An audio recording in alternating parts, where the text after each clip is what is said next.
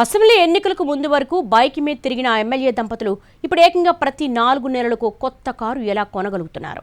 అంతలా ధన ప్రవాహం వచ్చే సీక్రెట్ ఏంటి? అక్కడ అవినీతి వరద పోటెత్తుతోందన్న ఆరోపణలు నిజమేనా? మళ్ళీ ఛాన్స్ వస్తుందో లేదో అన్నట్టు ఎమ్మెల్యే దంపతులు ఆబగా పోగేసుకుంటున్నారా? చివరకు చంద్రబాబు వార్నింగ్స్ సైతం పట్టించుకోవటం లేదా?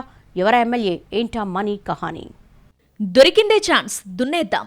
మంచి తరుణం మించినా దొరకదు. అసలు మళ్లీ ఎమ్మెల్యే టికెట్ దక్కుతుందో లేదో, మనం గెలుస్తామో లేదోనన్నట్టుగా ఉందట రంపచోడవరం టీడీపీ ఎమ్మెల్యే తేరు. ఎమ్మెల్యే శిరీష, ఆమె భర్త భాస్కర్ అవినీతికి అంతే లేకుండా పోతుందన్న ఆరోపణలు పెరుగుతున్నాయి. ఎమ్మెల్యే దంపతుల వ్యవహార శైలి సొంత టీడీపీ నేతలకే నచ్చడం లేదట. ఇప్పటికే అనేక సార్లు సీఎం చంద్రబాబు ఎమ్మెల్యేని పిలిచి వార్నింగ్ ఇచ్చినా అదేమీ పట్టనట్టు యథావిధిగా నియోజకవర్గంలో దందాలు కొనసాగిస్తున్నట్టు చెప్పుకుంటున్నారు. ఎమ్మెల్యే అవినీతి కార్యకలాపాలపై బహిరంగ చర్చకు సిద్ధమని మాజీ ఎమ్మెల్యే నాగులపల్లి ధనలక్ష్మి సవాల్ చేశారంటే పరిస్థితి ఎలా ఉందో అర్థం చేసుకోవచ్చంటున్నారు. రాష్ట్రంలో అత్యధిక మండలాలున్న నియోజకవర్గం అల్లూరి జిల్లా రంపచోడవరం. విభిన్న భౌగోళిక పరిస్థితుల కారణంగా ఇక్కడ 11 మండలాలున్నాయి. ఇదే టీడీపీ ఎమ్మెల్యేకు వరంలా మారిందట. గిరిజన ప్రాంతాలు కావడం, స్థానికులు ఎదిరించి మాట్లాడే పరిస్థితి లేకపోవడం ఎమ్మెల్యేకు కలిసి వచ్చిందని చెప్పుకుంటున్నారు.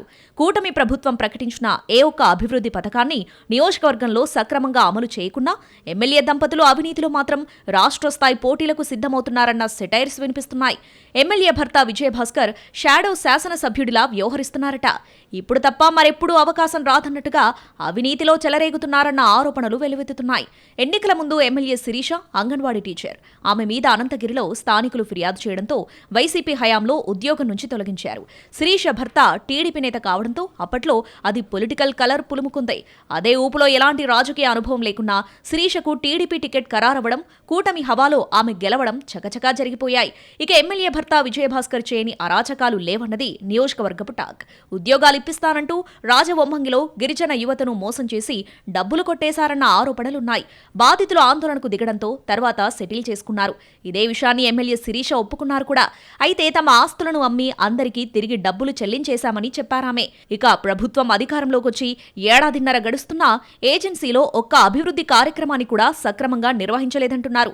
ఆఖరుకు టీడీపీ నేతల నుంచి కూడా తీవ్ర స్థాయిలో వ్యతిరేకత వ్యక్తమవుతుందట. నియోజకవర్గంలో పలుచోట్ల పేకాట క్లబ్లు నిర్వహిస్తున్నారనే ఆరోపణలున్నాయి. ఒక్కో క్లబ్ నుంచి నెలకు 2 లక్షల రూపాయల దాకా వసూలు చేస్తున్నారన్న ఆరోపణలు వినిపిస్తున్నాయి. సంబరాల పేరిట ఎమ్మెల్యే భర్త ఆధ్వర్యంలో బహిరంగంగా రికార్డింగ్ డాన్సులు, రేవ్ పార్టీల తరహాలో కార్యకలాపాలు జరుగుతున్నాయన్న గుసగుసలు వినిపిస్తున్నాయి. ఎన్ఆర్ఈ జీఎస్ వర్క్లు, ఇతర అభివృద్ధి పనులకు సంబంధించి కాంట్రాక్టర్ల దగ్గర పర్సంటేజీలు దండుకున్నారనే ఆరోపణలు ఎక్కువగా ఉన్నాయి. నియోజకవర్గంలో విజయభాస్కర్ షాడో ఎమ్మెల్యేగా వ్యవహరిస్తున్నారంటూ తీవ్ర స్థాయిలో మండిపడుతున్నారు రాజకీయ ప్రత్యర్థులు. తాము నిరుపేద కుటుంబం నుంచి వచ్చామని ఎన్నికల టైంలో చెప్పినా ఎమ్మెల్యేగా గెలిచాక కేవలం ఏడాదిన్నర వ్యవధిలోనే 4 రకాల కొత్త కార్లను ఎలా కొన్నారో చెప్పాలని ప్రశ్నిస్తున్నారు స్థానిక వైసీపీ నాయకులు. ఏజెన్సీలో ఎమ్మెల్యే దంపతుల అంటతో టీడీపీ నేతలు అక్రమ ఇసుక దందాకు తెరతీశారని ఆరోపించారు మాజీ ఎమ్మెల్యే ధనలక్ష్మి. ఎటువంటి అనుమతులు లేకుండా తిమ్మాపురం, బొంగరాలపాడు ఏటిలో భారీగా ఇసుక తవ్వారని ఆరోపిస్తున్నారామె. ఇసుక రవాణాకు పర్మిషన్లు లేకపోయినా ట్రాక్టర్లకు టీడీపీ జెండాలు కట్టి మరీ దందా నిర్వహించారని విమర్శించారు. ఈ కాల్వలోకి దిగి ఇసుక కోసం తీసిన గోతుల్లో పడి ఏలేశ్వరం మండలం లక్ష్మీపురానికి చెందిన 4 యువకులు చనిపోయారని, ఈ పాపమంతా ఎమ్మెల్యే మనుషులదేనని అంటున్నారు మాజీ ఎమ్మెల్యే.